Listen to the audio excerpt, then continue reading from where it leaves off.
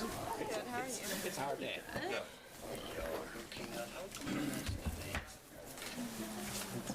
you need any more tests, or are you done? All done. I mean, I have to talk to my parents, but I think I'm done. Yeah, good.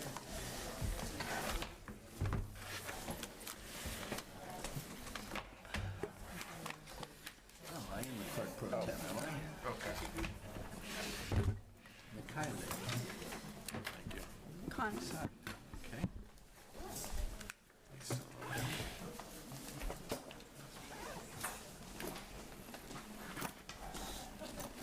Oh, where's your class?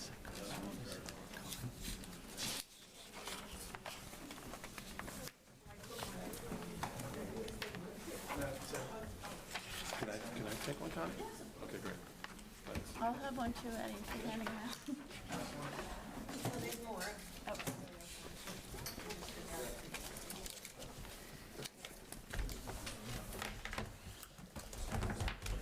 Are you here? Ready. Rugged.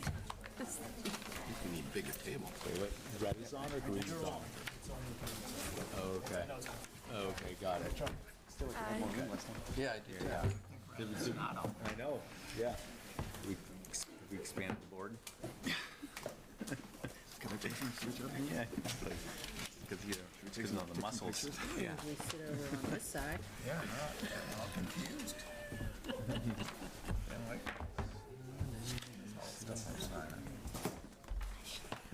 good, how are you?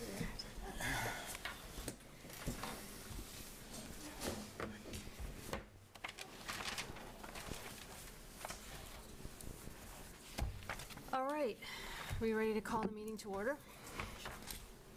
I guess we already called it to order, right, in the earlier session? We did technically. Yeah, Yeah. okay. Reconvene. Reconvening in the public session.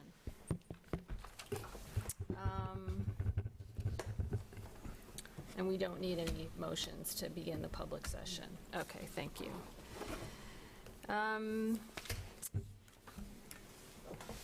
It's great to be back after the break.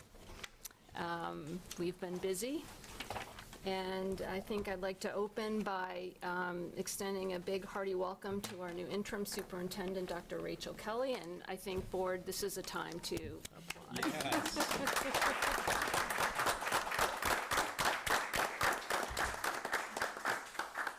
Very much looking forward to working with you. Very excited. I just have a few fairly brief comments on in the President's Department. Our search officially concluded on Friday, January 13th.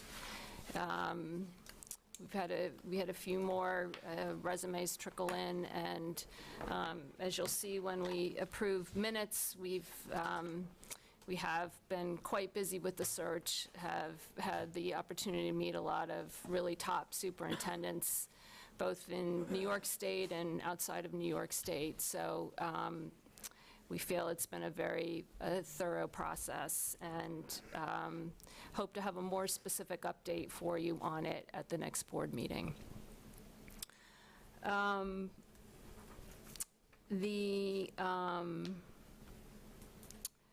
The only other thing I wanted to, I will comment also on the independent investigation that is currently underway.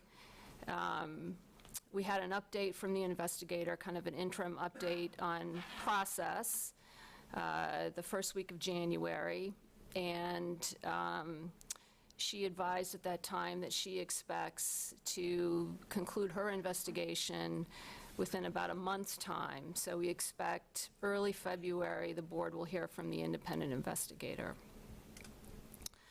And the last topic I wanted to comment on is advancing the DEI discussion. So at the last board meeting, we heard some feedback, which we very much appreciated, always appreciate hearing feedback. And I think at this time, we just wanted to acknowledge that the board takes this process very seriously and this topic very seriously. We want to be responsive to the feedback we've received. We want to ensure that all community members feel they've had access to participate.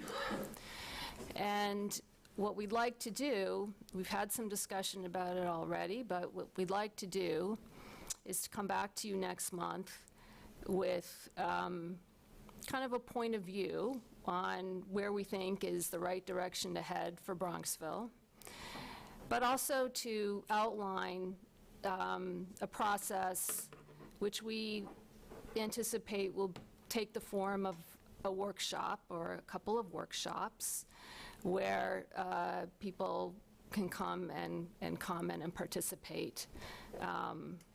So please stay tuned. We look forward to sharing more information with you about that at next month's board meeting.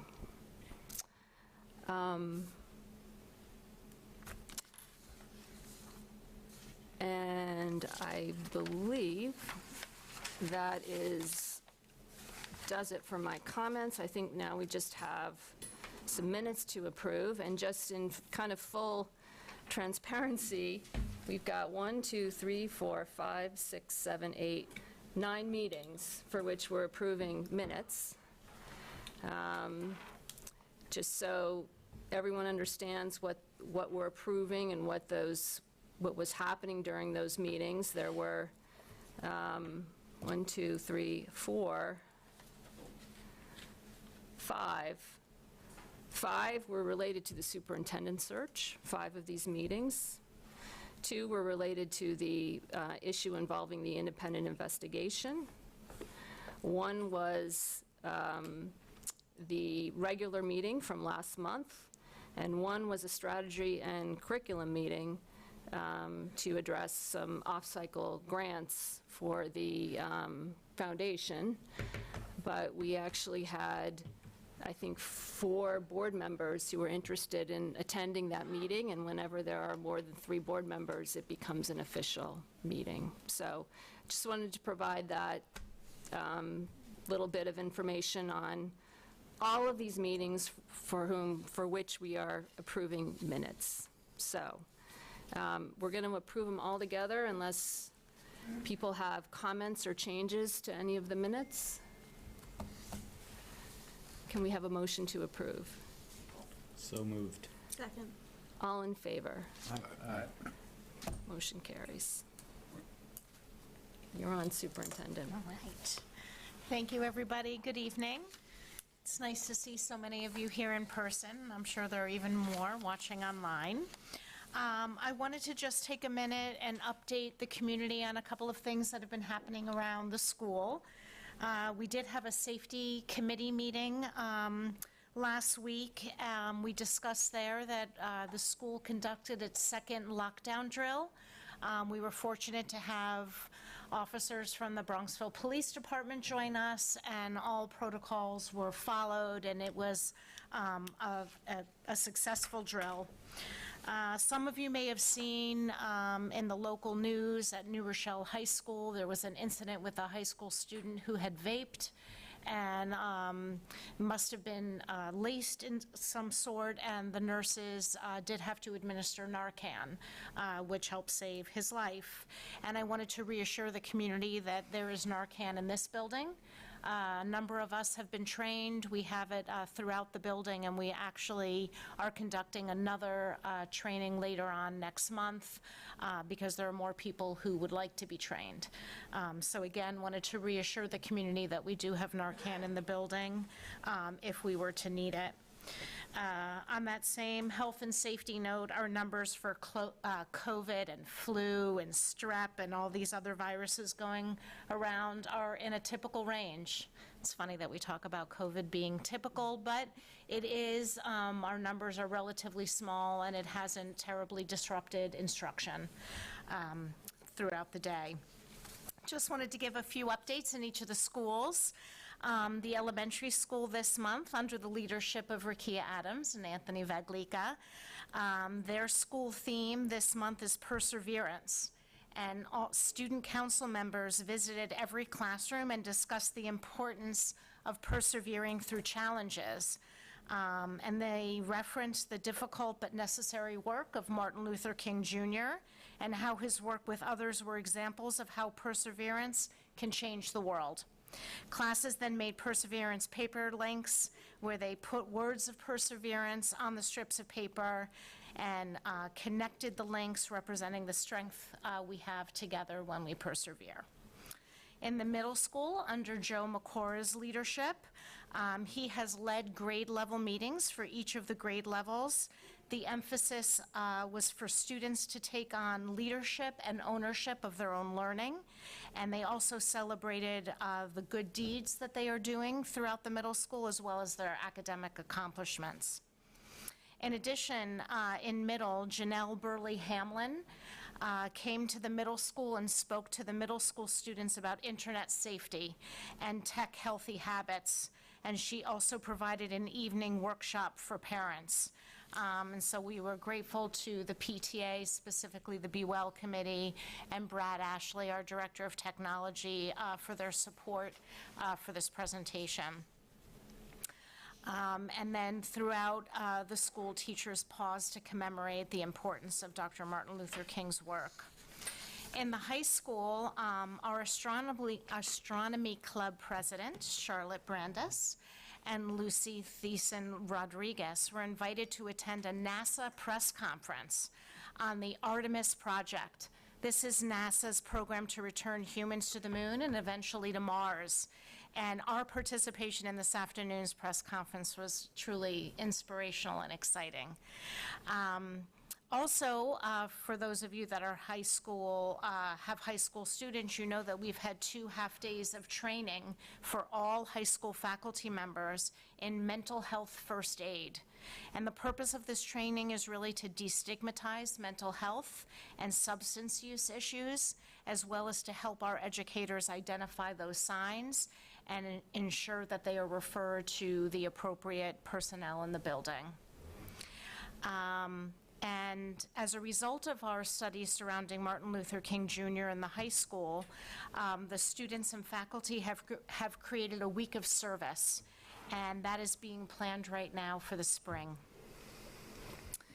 I would like to end, that's your cue, Connie.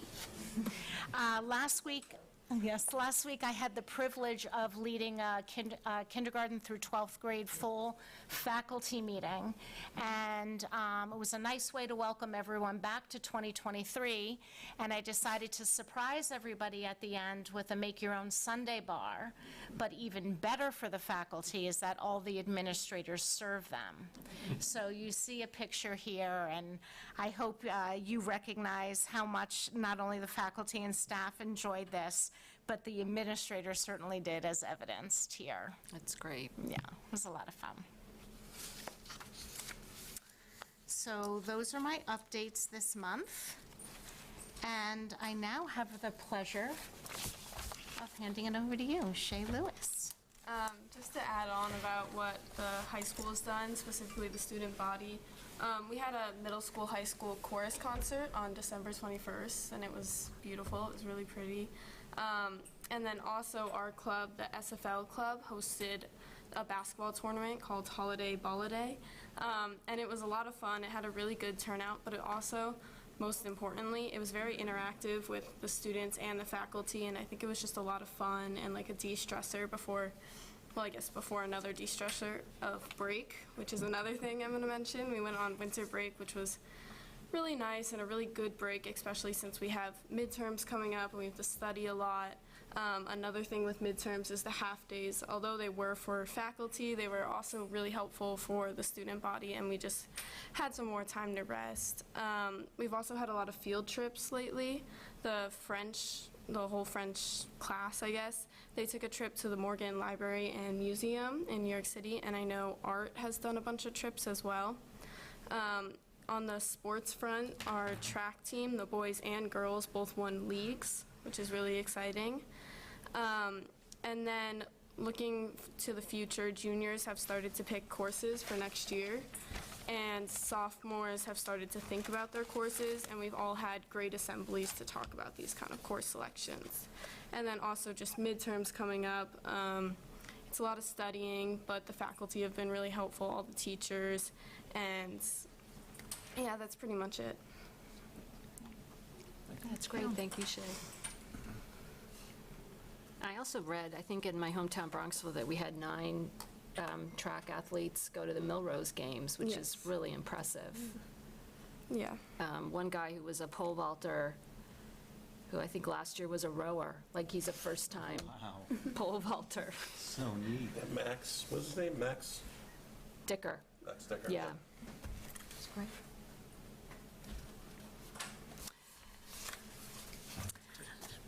I think we're going to move on to... Calendar, yep. Calendar, okay. So this is the time of year where we consider next year's calendar, so for the 2023-24 school year. As you may know, there are some requirements that we have to have in our school calendar, and that is that students attend for 182 days, and that teachers attend for 186, that 4-day difference being superintendent's conference days, the days where teachers and staff work on professional development. So I have before the board this evening a first draft for you to consider, and then typically at the February board meeting, we would revisit this and have the board vote on it. Some things to keep in mind.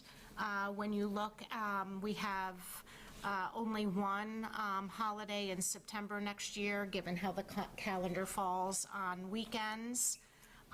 We have Columbus Day in October, Thanksgiving, and what we are able to achieve, we think, next year is a full 2-week break over the winter holidays. And then the typical Martin Luther King, again, that Monday. In February, a full week. This draft is proposing a full week at the end of March, which is the week that leads up to Easter. So that would be Good Friday included in that week. And then you see 2 days in April. Those are the first 2 days of Passover.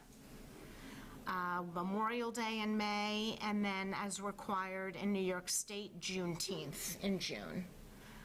What you see in orange are the superintendent's conference days, the professional development for the faculty. Are there any other big departures from what the calendar usually looks like, except for the September fewer holidays?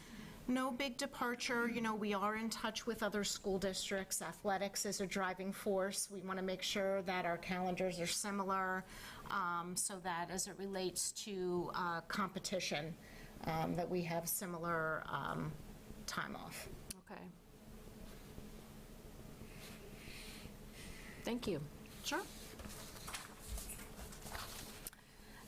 And now I'm going to hand it over to Dan, who's going to introduce Brad. Sure. Born out of audit committee discussions over the last year or so, we perceive perhaps our largest external risk to be cybersecurity, ransomware, data breaches, etc. We spend a great deal of time on it, and we have recently contracted with an outside agency to test our vulnerability, or hopefully lack thereof. And Brad is here with an update tonight. Reload, please.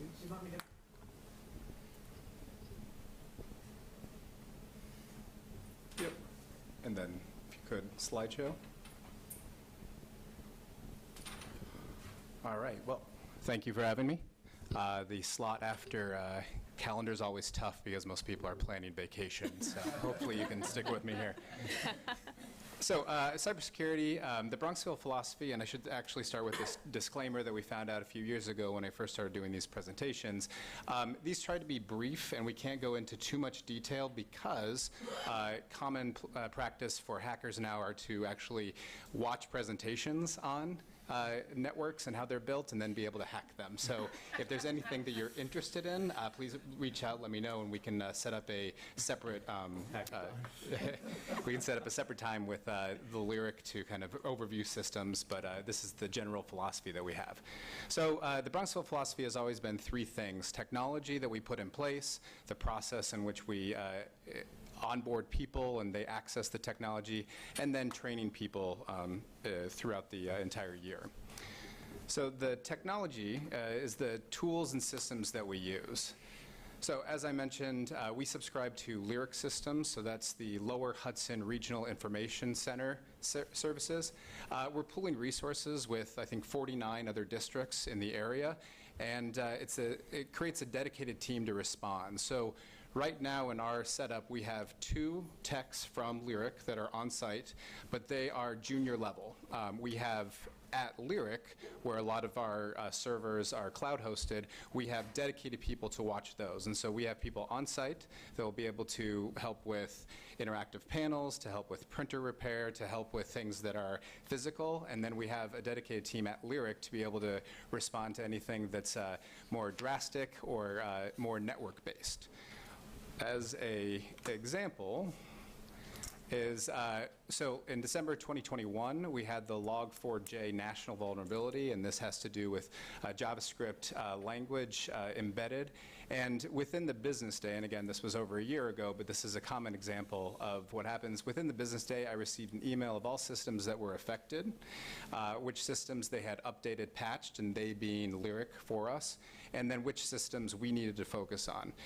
So in our current setup, our 2 techs on site might not have been able to be, knowing what was happening national. They might have been in rooms, physically helping out teachers. We had this dedicated team at Lyric that knew what to do, was able to access all our systems and protect us within a business day, and within, I think, 3 business days, everything was patched and we were safe. Another thing that Lyric really helps us with is the support of products. Safety in numbers is what we really want to focus on. The more school districts that use a particular product, the more support they're able to offer. And so when we look at any product that we're going to use, whether it be a website, whether it be CrowdStrike to protect our server systems, whether it be our student information system, Infinite Campus, those are all products that we purchase through the Lyric. And what we really want to focus on is the balance of A, the best possible product, B, the most support, and then C, protection. And the protection comes from more and more districts using it and more people at Lyric able to make sure that systems are up and running. If there's only one district using a particular product, it might not be as covered just because there's just a lack of knowledge inside of Lyric. So that's what we kind of work on, balancing best possible product that works for us, but also the most support and the best protection.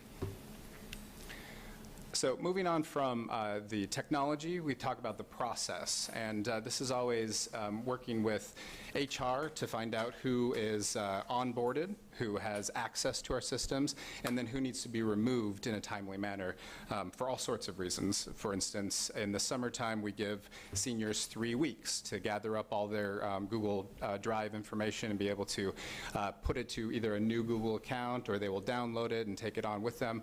Or if it's a disciplinary issue, we remove within 24 hours.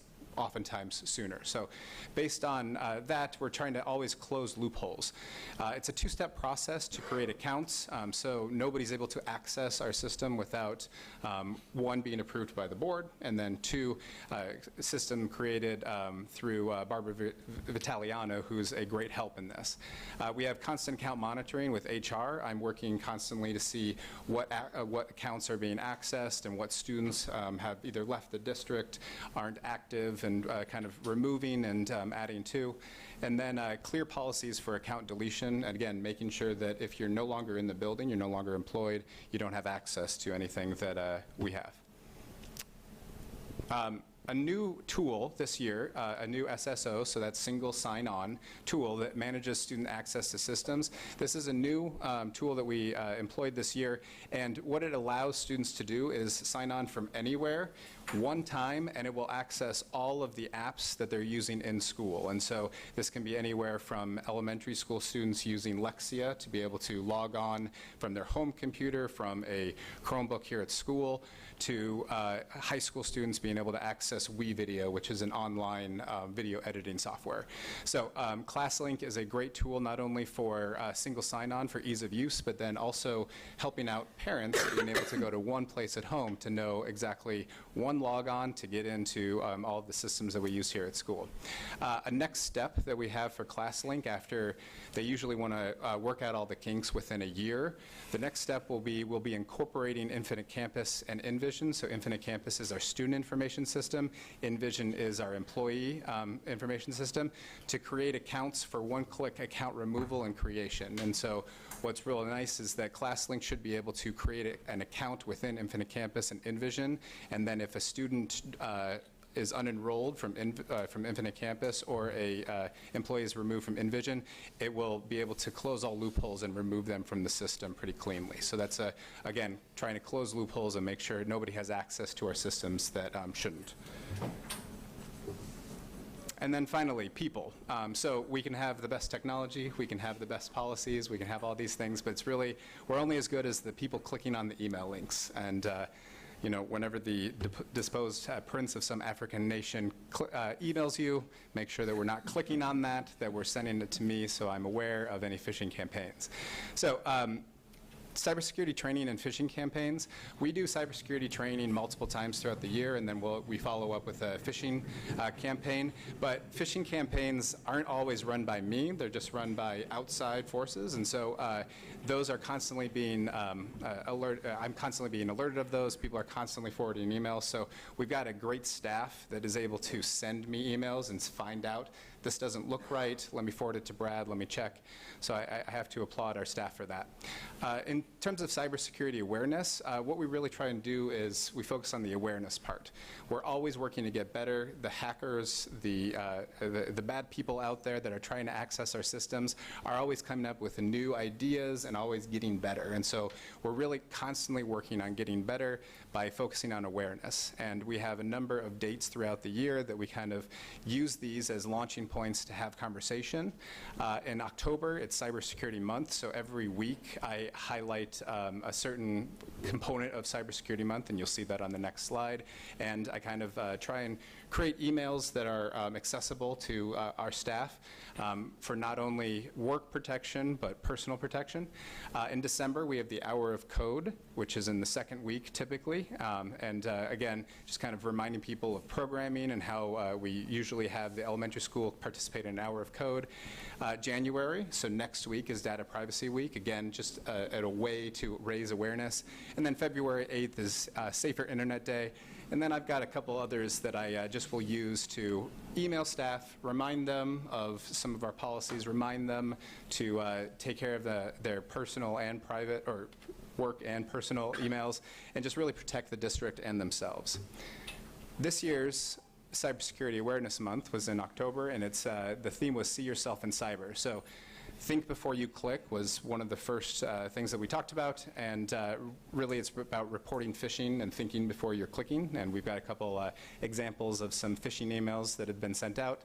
Update your software, and so this is very important that district devices, we work very hard to make sure that our district is protected and we're constantly updating, but for us, in this particular context, we wanted people to focus on their personal devices because most people are bringing in a cell phone, that cell phone is accessing our network, and there are certain, again, technology ways that we can prevent people from accessing too much, but still the device is on the network. So we want to make sure that it's updated and that it's safe and patched. Using strong passwords, and we use October and February as password reset. So every 6 months, staff will reset their password. And then a thing that we're working on, or kind of waiting for Lyric to work on, is enabling multi-factor authentication. And this is becoming more and more common.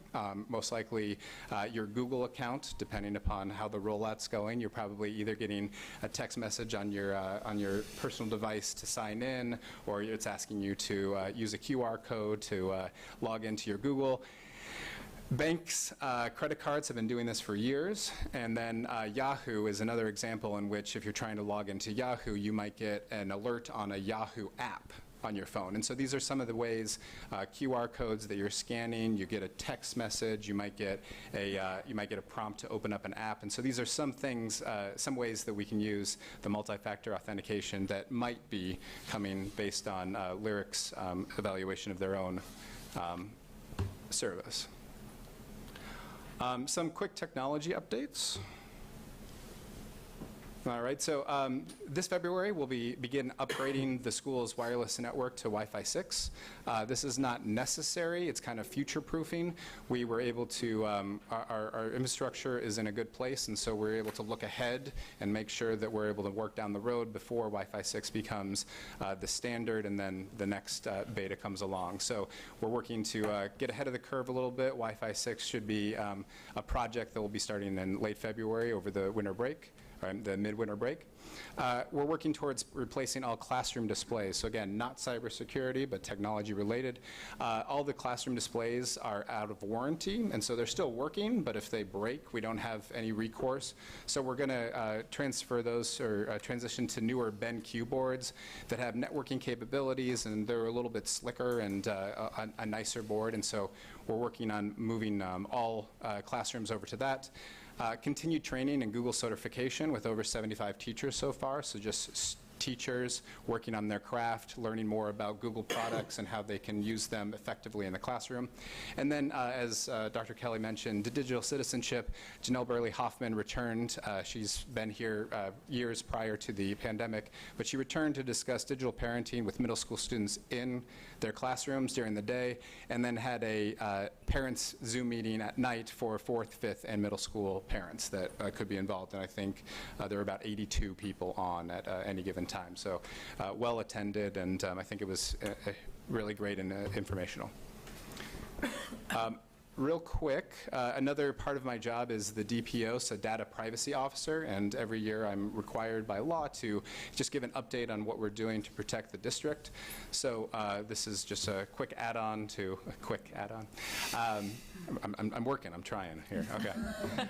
So DPO checklist provided by the New York State Ed, ongoing protection of PII, or personal identifiable information, through Ed Law 2D and staff trainings, personal identifiable information. Ed Law 2D makes sure that all student data is protected. So whenever we're working with a program, like a reading program like Lexia, students' information that is put in from the district into the program, it's protected. Some of the things that are needed to meet Ed Law 2D requirements, the data is stored in the US, the data can be deleted upon request, the data can be modified. So really just protecting students and making sure that we're not signing up for every service underneath the sun, and data is kind of going out to bad actors. We're working with the National Institute of Standards and Technology, NIST cybersecurity framework, to stay protected and up to date. And there's about 14 different components, and I won't bore you more with talking about those. And then our policies for all of these things are posted on the school website under our technology page, and this is just a screenshot of that. Pretty boring, but it gets right to the point. And then finally, some examples of some hacking that has been tried. This was an actual phishing campaign that we ran. Oops, let me go back here. And let me talk a little bit louder here, but so some of the protections that we have that you might see at your business, it labels it as an external, so this means that it's coming from outside the domain. You can notice here that Google Docs, but it's supervisors misspelled, and these are all the things that I try and point out. I'll often take screenshots of these and then kind of mark them up and send them out to staff so they're aware of what to look at. Again, mailed by supervisors misspelled, oftentimes that doesn't happen. And then even small little things that we're working on, as staff is able to recognize phishing campaigns, we try little things. So here, quarterly review from me, but I misspelled my name, and this one actually got quite a few people, but a lot of people were able to catch on. So we're really trying to improve people's practice by kind of ramping up, having small minor differences, and just seeing who catches on. Of course, all of this is based in the idea of everyone getting better and learning. There's no punitive, after we fish somebody, it's just more of a, what to look for. And then finally, this was a great fishing attempt that happened last year. Here, not a staff member, not a Bronxville school email address, so again, looking for that external. This is when Roy was still superintendent, and he forwarded something in Microsoft SharePoint. Again, not a systems that we use. We use Google Drive.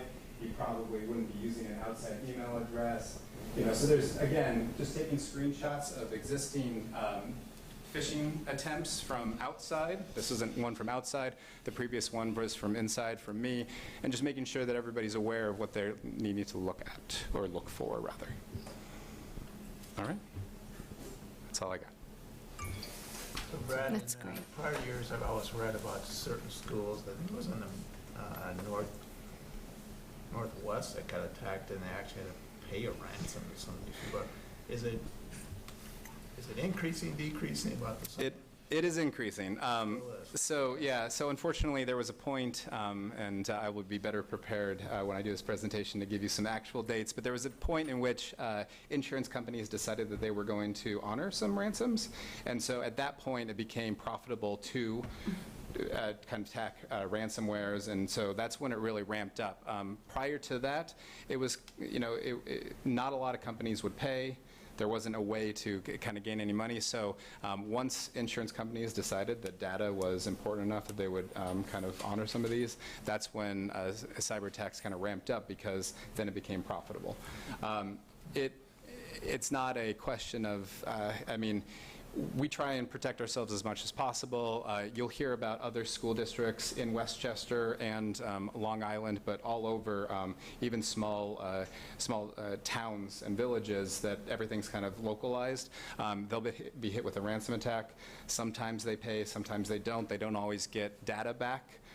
We back up often, the old saying, save often, we back up often, and anything that might happen, we're able to go back a day. It's just depending upon how quickly, if somebody were to click on one of these, how quickly they're able to tell me, and we're able to start that process. So yeah, it can happen to anyone, and that's why we really focus on the people part of training and making sure that we're not clicking, because that's quite often that's the way that it happens, is that somebody is nervous, they see something, they see Roy, it's, oh, I need to click on it. Not anymore. Sorry, they see wonderful Dr. Kelly, and they want to, and you might have seen ones that, ask really weird questions about, you have to purchase, X amount of Google Play Store gift certificates, but people fall for these things. So it's just something that we need to kind of continue to work towards awareness and training in. All right, great, thank you. Thank you.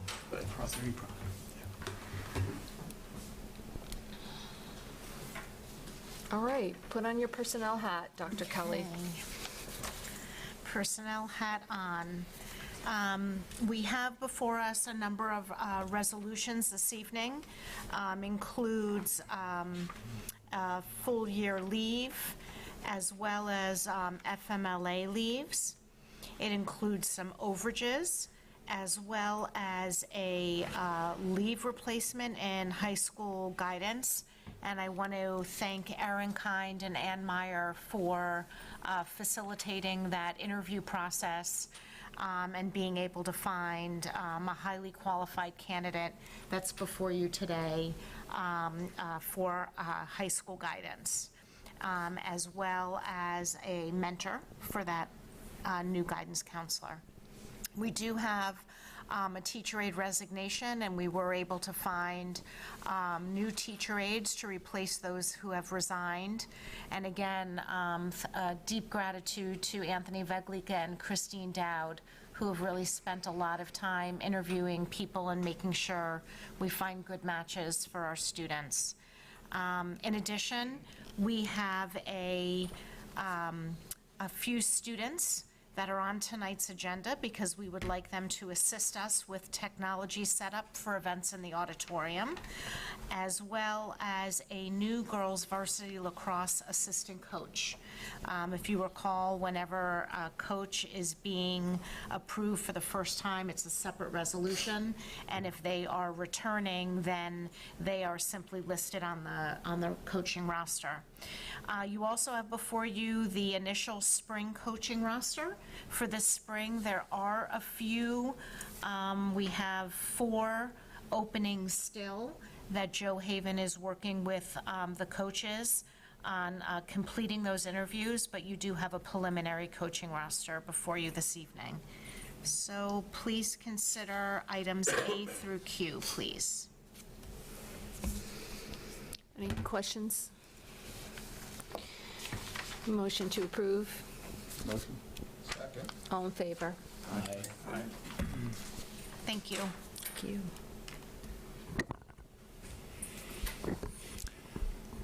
We have the December financial report.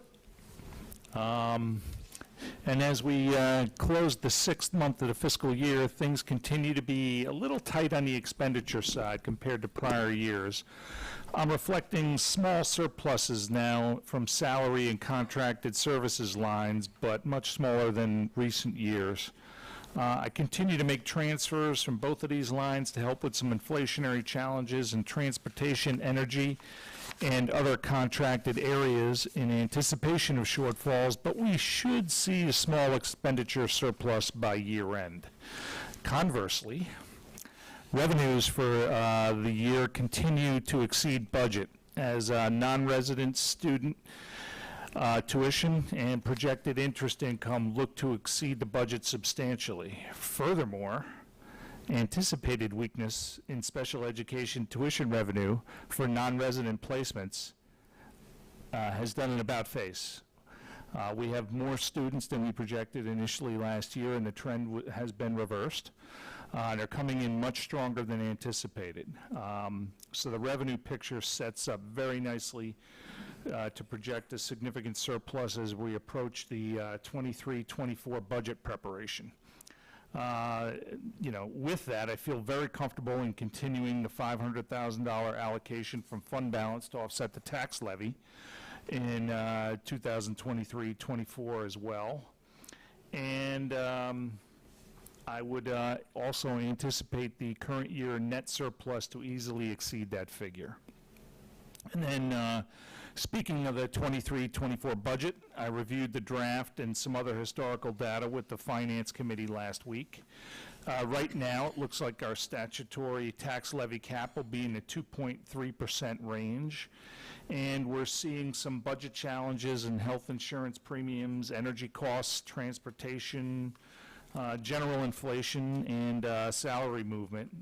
At this point, we're about $300,000 over the tax levy cap, which is doesn't really present any problems, I don't think, in the long run. We have a few ideas kicking around from the administrative team for getting under the tax levy cap, which will be ready by the time the board adopts the budget in March. I'd be happy to take any questions. If we do come in excess of the $500,000 that we tend to budget for the following year's operating budget, can we begin to increase capital reserves in anticipation of some of the projects that are coming up? Absolutely. We did a fund balance analysis last year, and we have room to improve both our teachers' retirement system reserve and with a new referendum expanding our capital reserve, which we expect to put on the ballot this spring, we would be able to buffer that up to anticipate,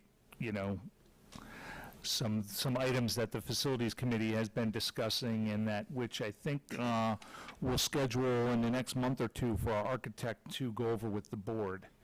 Our 5-year capital plan, which is, there's some glaring needs out there. some things we may try and do through operations rather than through a bond? Well, we consistently, they'll give us a list of, 100 or 200 items or something like that, and a lot of those we continue to address through operations. Yeah. But there's a few items that will absolutely require a bond, or a project in the next 5 years. And then the Finance Committee will review the best way to finance that project. Right, and, okay. And the structure for the pumps, I know that's something that you've been researching. That's on there. That's on there. Okay. I have 2 financial action items. There's a contract for behavior analysts for direct and indirect behavior analytics services and behavior intervention services, not to exceed $40,000. We don't think we'll get that high, but we always put a not to exceed figure in there. And then, our foundation never ceases to amaze. We have 3 grants, an $8,102.41 grant for athletic training equipment that we discussed at our last meeting, and then 2 identical grants of $20,830, each for NRUSC Phase 2 for elementary and middle school. And, always with gratitude to the foundation. Yes, amazing. Mara, I was wondering. She grabbed the microphone. Sure, so I'm happy to talk. Yeah, for the design thinking grants, we've been working with this consultant for some time, and it's kind of an abstract concept, the design thinking, and I did some Googling of my own, and I can see that it's out there in a lot of places, like McKinsey has a practice in design thinking. But for those of us who are not great abstract thinkers and those of us who are new, could you just comment on what is that and what is this work that we're doing? Sure. So it's my pleasure to talk a little bit about our work within RUSC and design thinking. As you mentioned, Susan, design thinking happens very often in businesses and in the private sector, not very often in public schools, so we're happy to claim our distinctiveness around the fact that we have really embraced the process of design thinking. So design thinking typically, is aimed at sort of culture. And you begin through a process of really empathizing and understanding who your constituency groups are and what their needs might be, and what needs they feel might not be being met in terms of culture. And from that, you collect a lot of data and information, and you attempt to define a problem that you're hoping to solve through a design thinking process. And one of the things we've really learned here is sometimes the problem isn't the problem. And you're encouraged in design thinking to really not jump to a conclusion in terms of what you think the problem might be. And sometimes as administrators, we talk quite a bit about our willingness to quickly define and solve the problem, but the design thinking process is much broader than that. But once you do come up with a problem that you feel you want to solve through this process, you do something called ideate, and you create different prototypes in terms of trying to solve that problem. And so just sorry to interrupt, but so that constituency in the business world is the customer. In our case, we define it as the student. In most cases, yes. So in the high school where this work has gone on for the longest amount of time, we really spoke with a lot of different faculty members and students, and we came up with, sort of this problem that the students wanted more connections to their teachers and more connections with each other.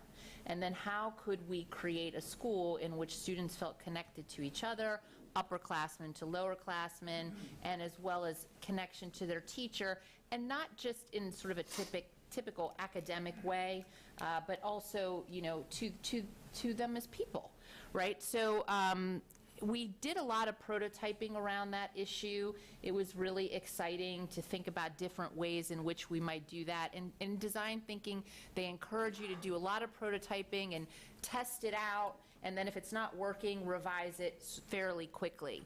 And what we ended up with in the high school was sort of an entire revamping of the freshman transition program, which was largely adult-led at the time, but is now far more student-led. And who better to tell our students how to transition to high school than upperclassmen? There's a mentoring component which allows upperclassmen to work with younger students quite frequently, and of course adults are involved, but we expanded that quite extensively in an effort to create more opportunities for student-to-student connection and teacher-to-student connection. And at this point, the high school will be collecting feedback again on how the revised freshman transition program went, and then the cycle of revision and iteration associated with design thinking begins again. So in terms of these two grants for the elementary school and the middle school, they began with really a process in terms of their empathizing and defining, which debriefed what did we learn from COVID and where do we need to go now. And in the case of the elementary school, they are very focused on thinking of ways that they can connect and do more in terms of reaching the vision and the mission of the Bronxville Promise. And so they're very excited to kind of lean back into that, some of that work.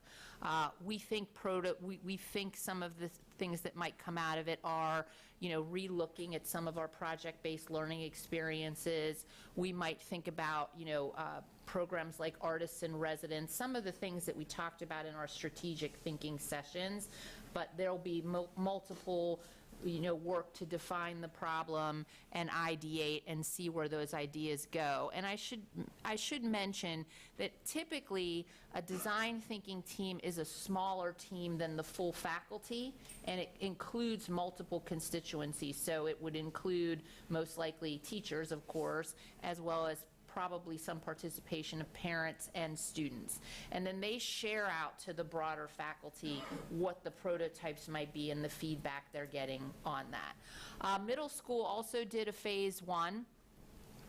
And they were able to get, I think, a little further in terms of some of the things they are interested in prototyping and trying, including a PBIS component, which is something, positive behavioral intervention and supports program.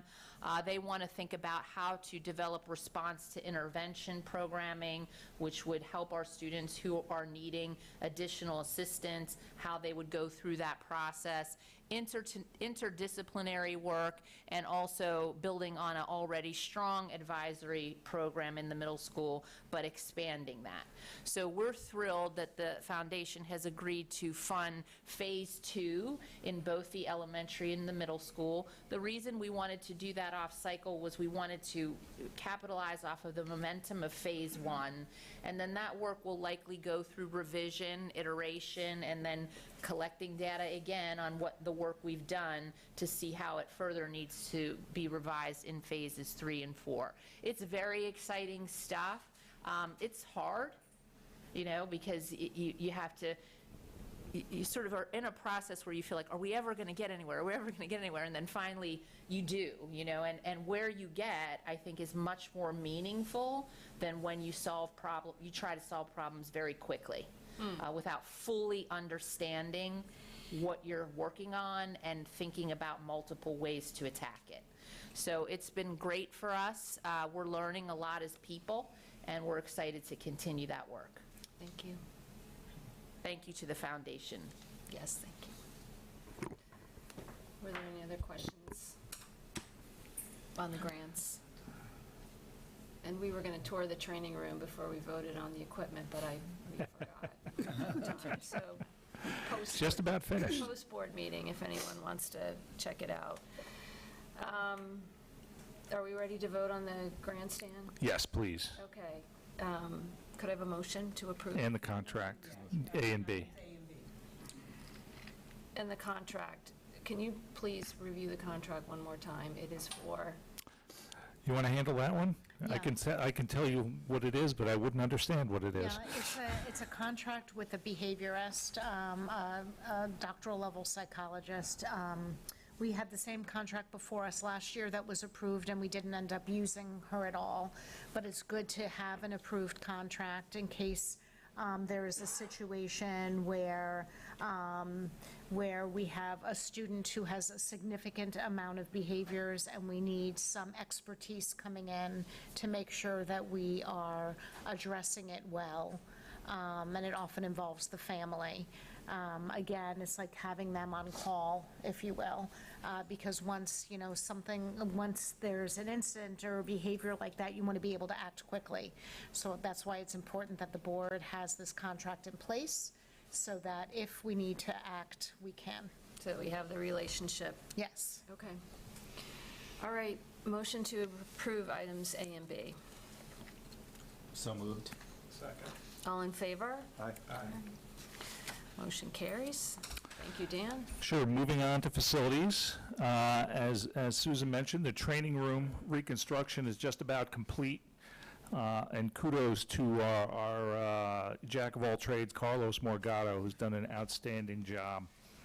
We're, awaiting delivery of the foundation grant equipment now that it's approved. Our 5-year facilities plan is completed, and we'll get on the calendar, as I mentioned, for our architect to present that to the full board. The facilities committee and then the board will work from that document to prioritize items over the next year to work toward our next capital project. The only other item is that we've been approached regarding a donation of a digital message board in memory of a recently deceased local resident. We're just mentioning it tonight as over time, considering the possibility, and we'll carefully consider that it would be in keeping with the character of the neighborhood and the building. We're going to look at mock-ups and see if that's something we want to do. And it's just a message board that might replace some of the duct tape and sheets and paint that go out on Meadow Avenue. And Or it could supplement. also other information. Supplement. We're not gonna arrest anybody trying to. Well, it depends what they put up, I guess. But we, and use for other information. Reminding them that on the third Thursday of every month, a lot of excitement happens here at 7 p.m. So it would be like and things mainly like for that. like calendar messages. Yeah, and athletic what games are events. happening that week, that night. Anything you can envision. I think most high schools in Westchester have something similar. You've probably seen it as you've gone into some of them. We don't want to put something huge out on Pondfield Road that looks like a marquee, but just something smaller on Meadow Avenue that we only, maybe only run in daylight hours, so it's, unobtrusive, but get our messages out there. And we might decide not to do it, but we're considering it. Yeah, no, it's a generous offer. Yep. Thank you. No action items. Okay.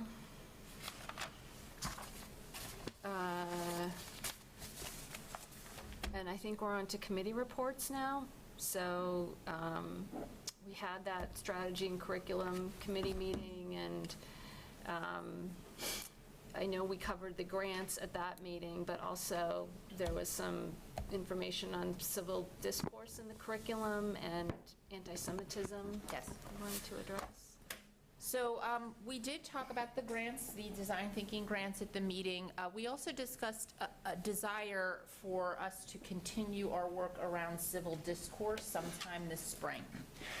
And, as I have shared with the board in terms of civil discourse, we want our high school students in particular to have opportunity to discuss issues in which good-minded people might disagree.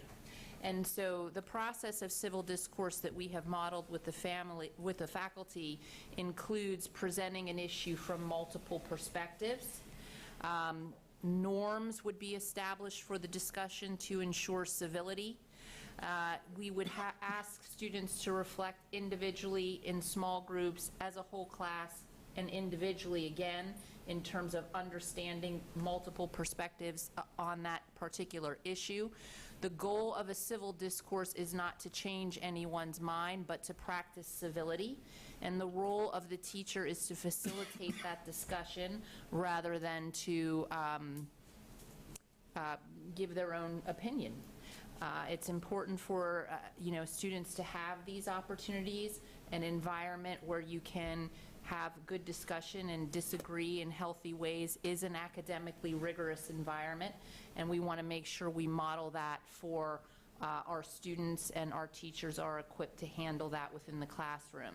So what we are proposing to do is really talk to some high school teachers about the interest in this, have them identify potential topics, which we will of course bring to the board beforehand, and then pursue creating lesson plans around that and continuing their professional development in terms of being able to facilitate these discussions. So we're very excited about the possibility of that, and more to come. In terms of anti-Semitism and how it is addressed in the curriculum, I'm going to speak about that tonight on two levels. One, I'm going to talk about a specific piece of 8th grade curriculum in our English courses, as well as I'm going to talk about some of the elementary school CARES program and the middle school advisory program, which addresses that in a more sort of global way. But our 8th grade does a unit in ELA classes where they read Elie Wiesel's Night. And as part of that unit, they explore different psychological experiments, if you will, they include the Milgram experiment, who investigated whether Germans were particularly obedient to authority figures during that time. They read about the Ash conformity experiment, which explores the pressures to conform, and the Kitty Genovese murders, if you remember, where no one, really stepped up to call authorities. These topics allow the teachers to address the importance of being an upstander, questioning authority, being mindful of the bystander effect, and there is also an emphasis on those who were courageous enough to be upstanders during the Holocaust. So in that particular unit, they explore this quite thoroughly, and they talk about being an upstander and questioning authority and rejecting it if in fact it is evil. We also address this in global ways in terms of being an upstander, recognizing bullying, insults, assumptions, stereotypes based on identity, how to respond to stereotypical comments, and these are addressed in our elementary school CARES program beginning in 4th and 5th grade, and throughout some new units we have developed for middle school advisory, which focus on creating an inclusive school community. So we address that, across a broad range of perspectives, but students are surely taught how to recognize bullying and how to respond to bullying as well as stereotypical comments. And we're always open to hearing more, and if we need to adjust to be sure our students understand, happy to do that. Okay. Anything being done in the high school to help reinforce what they learned in CARES in middle school? Just to remind people about how they're supposed to behave and treat others? So, I mean, I would assume that it occurs throughout. I'm sure it's probably talked about in freshman transition as well.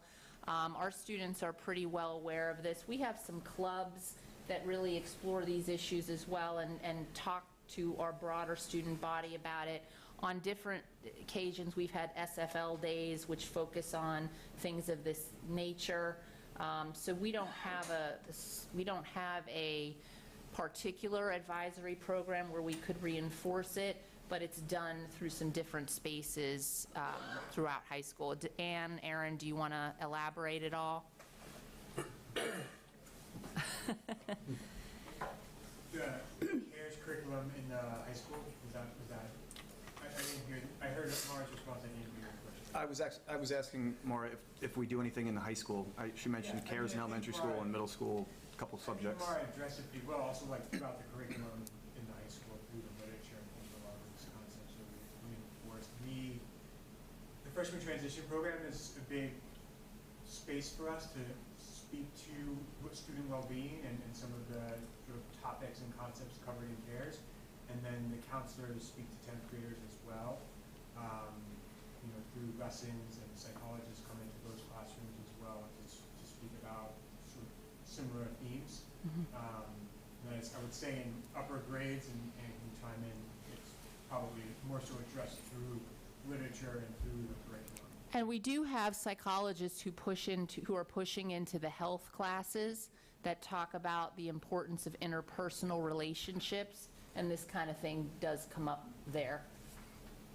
The faculty training that the high school faculty did last week and this week will also give us the ability to potentially train our students in something called teen mental health first aid, which is sort of compared to CPR, which is how to help teens recognize in their peers when there might be a significant issue, and then help direct them to professionals who might provide them the sort of like, it's the idea of CPR, like stabilize someone and then get them professional help in terms of mental health and substance abuse. And I think we know the statistics are that is rising among teens. And so actually 2 of our students brought this program to us and asked us to bring it into the high school. So in addition to what adults in the building do, we're really looking to empower students as well, especially at the high school level, and in preparation for college, where a lot of this they'll be managing themselves and with their friends. So that's a slightly different approach than what you see in elementary and middle school that we're going to be working on in the next 6 months. Thank you. Mara, just on going back to the controversial issues, and I'm very excited to hear that you're going to proceed with this, but you mentioned that you're going to debate topics and maybe you'll come back to the board, but I expect the training is more about the skills in how to create a framework that is appropriate for these discussions, no matter the topic. Am I correct? So it's not so much trying to identify the right topics, but trying to empower the teachers to create a good framework in the classroom and to teach that to the students and how to have these differences of opinion, but to do it in a civil manner. Am I correct? That's correct. Okay. Yeah, no, I think that's fantastic to know. Yeah, thank you. Thank you, Mara. I know Dan commented a little on the Finance Committee meeting, but I don't know if there are any other committee updates that anybody wishes to share at this time. Okay.